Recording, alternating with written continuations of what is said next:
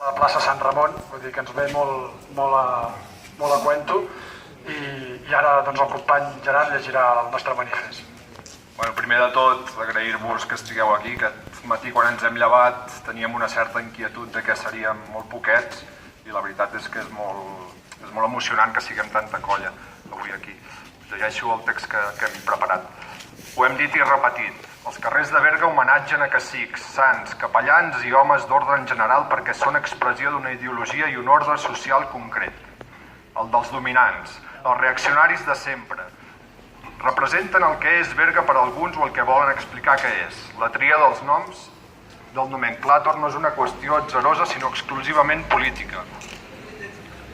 Per això no hi ha lloc per les revolucionàries i les valentes que no callaren davant injustícies i s'alçaren en armes, feren revolucions, col·lectivitzaren fàbriques, organitzaren vagues i que en definitiva lluitaren per una nova societat més justa.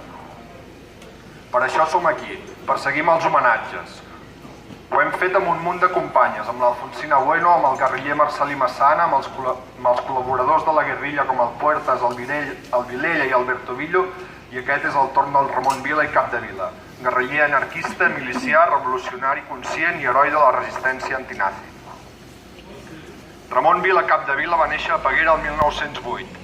Va participar en la proclamació del comunisme llibertari a Fígols el 32, pel que va patir repressió. Després va seguir la seva lluita revolucionària fent expropiacions i va anar a la presó.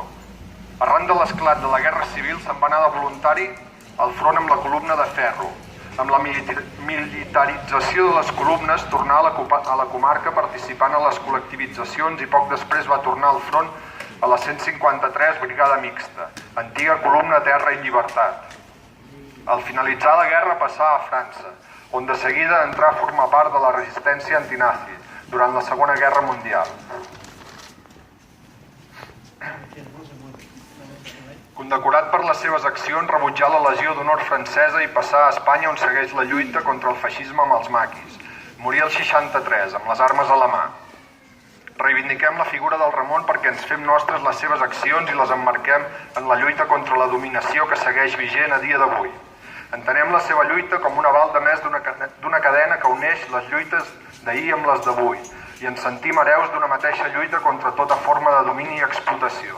És per això que, tot i el menyspreu institucional, nosaltres seguim, amb consciència i sense permís, també homenatjant a les volgudament oblidades.